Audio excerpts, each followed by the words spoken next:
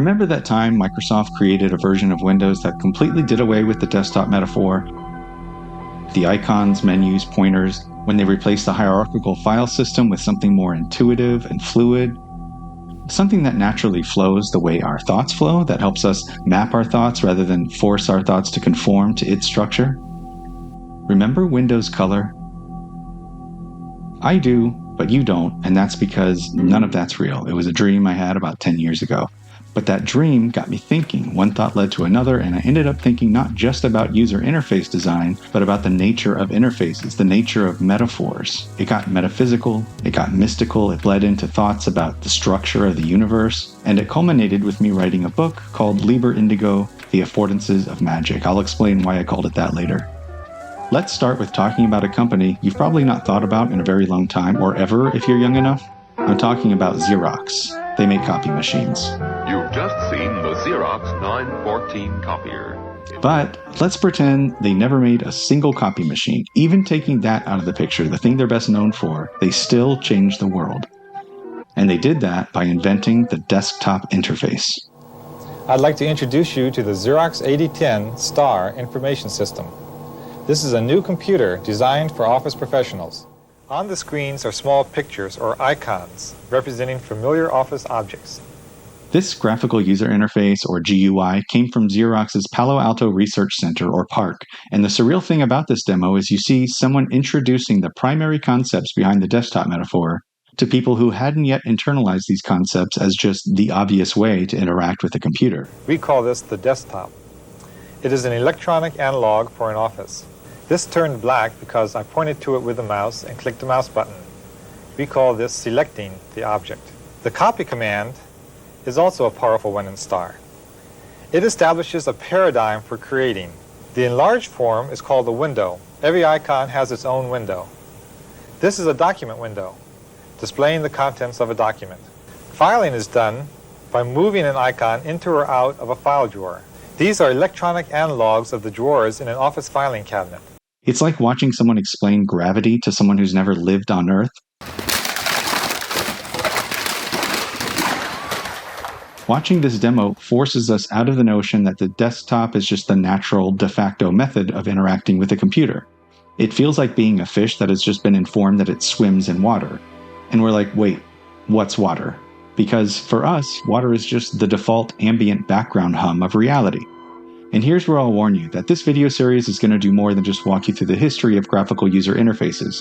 We're going to talk about dreams, we're going to talk about metaphysics and the reality that our five senses hide from us. We're going to talk about Newtonian physics, Einsteinian physics, and quantum physics, and Carl Jung, synchronicity, mysticism, the occult. So if you have no tolerance for that stuff, you may want to get off the ride after this first video. And if you are interested in all that stuff, hang in there for this video because that's where we're headed. And now, back to our story.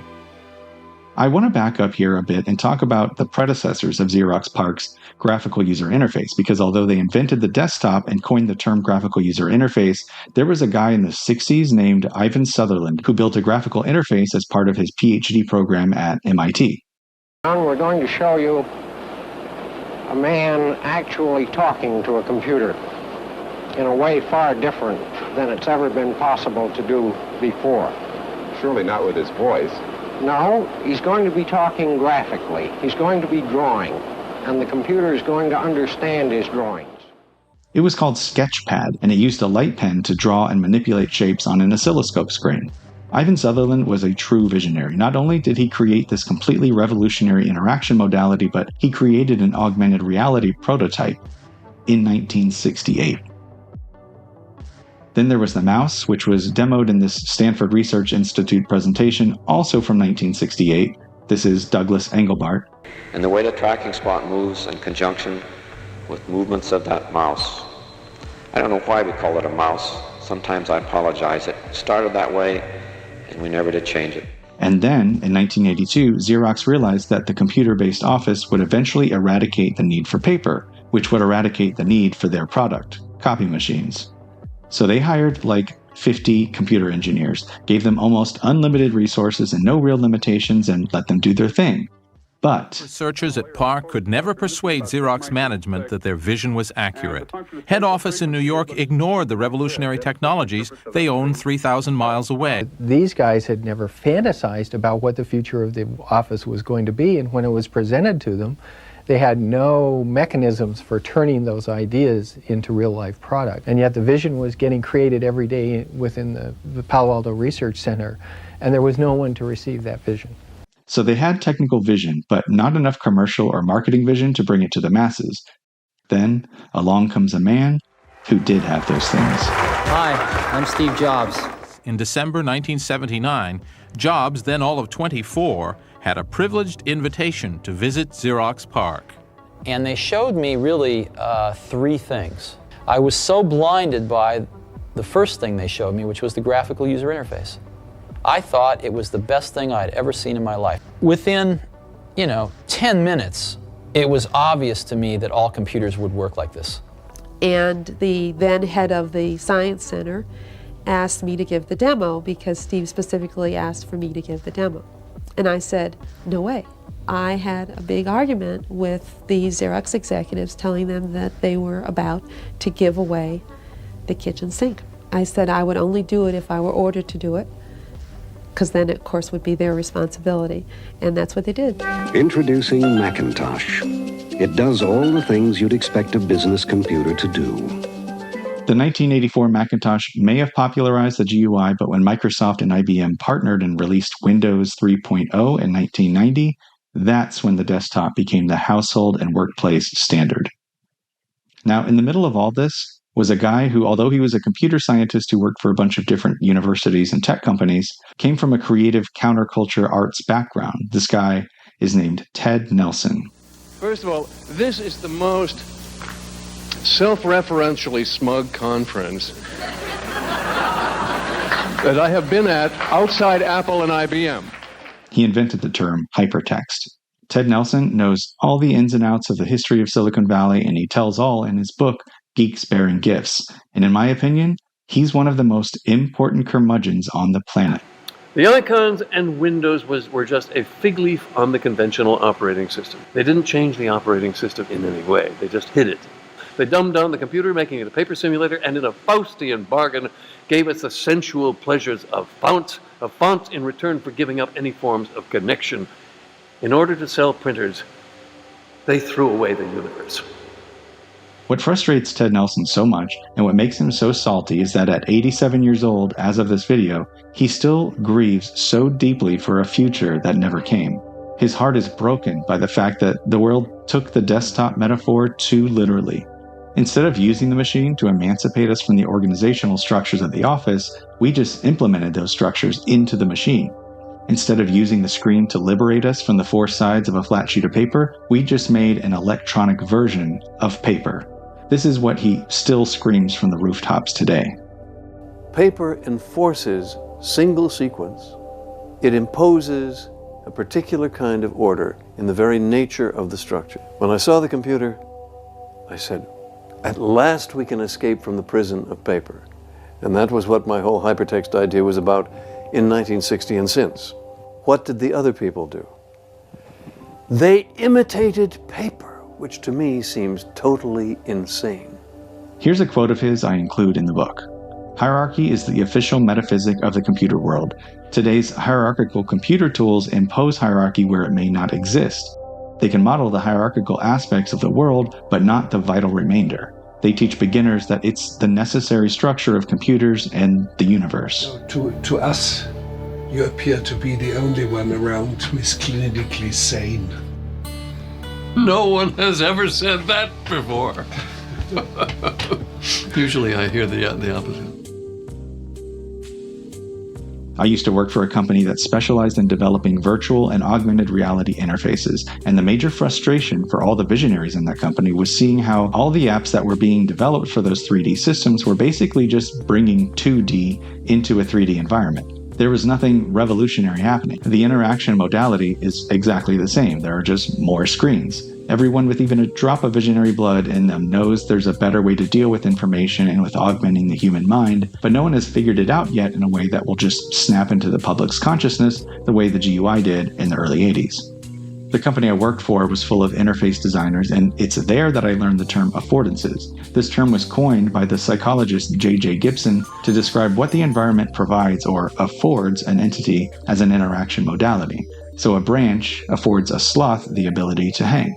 The word acquired additional meaning in the world of human-machine interaction after being appropriated by the design professor Don Norman, who's a big deal in the world of design. Every designer has his book, The Design of Everyday Things.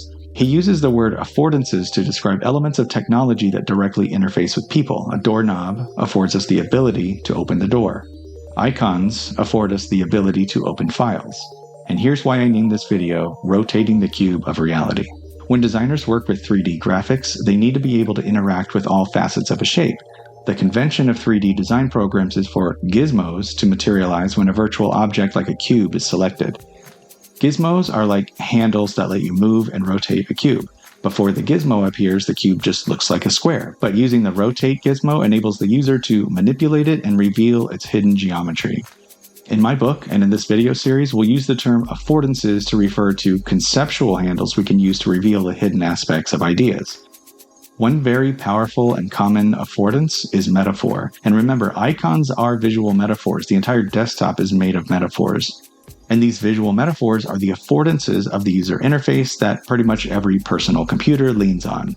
The concern that Ted Nelson and I both have with the desktop interface is that its metaphors lead us to an extremely limited thought process, a thought process built on the hierarchy of folders, a thought process stunted by a lack of visible conceptual connection between related ideas that are siloed off in separate files, a structure that's unnecessarily flattened into 2D. Not only does the GUI as we know it not reflect the way we think, but it shapes the way we think in limiting ways. The book Metaphors We Live By Lakoff and Johnson elaborates on the ways that metaphors shape our world. They're conceptual affordances that we are utterly steeped in, so we should be more mindful of which metaphors we use. Here's a quote from the book. Metaphors may create realities for us, especially social realities. A metaphor may thus be a guide for future action. Such actions will, of course, fit the metaphor. This will in turn reinforce the power of the metaphor to make the experience coherent. In this sense, metaphors can be self-fulfilling prophecies. This sort of echoes the media theorist Marshall McLuhan's ideas about how the media we use to convey things, whether it's books or music or television, the structure of the media itself is just as important, if not more important, than whatever actual content the media is delivering. His most famous book and his most famous saying is, "The medium is the message." There's a quote that's often misattributed to McLuhan. It was actually a friend of his who said it. "We shape our tools, and thereafter, our tools shape us." In the next video, we'll talk about how the conceptual affordances we use to communicate ideas shape our reality, and how they create a flattened version of reality that conceals the true nature of the universe. As Ted Nelson put it, They didn't change the operating system in any way. They just hid it. this is the first in a series of videos in which I take you through the themes of the book from start to finish. You should still read it. You can get it on Amazon or download an electronic version from my website, but consider this an intro or consider it a companion piece. Either way, I hope you enjoy the journey. Thanks for watching. Please hit the like button if you enjoyed this, and please subscribe and hit the bell if you want to be notified when the next video drops. It may take a little while, so don't worry, you won't get spammed with notifications. And of course, if you have thoughts about the ideas in this video, please share them in the comments. I look forward to reading those, and I look forward to continuing to flesh out the ideas from Liber Indigo. See you next time.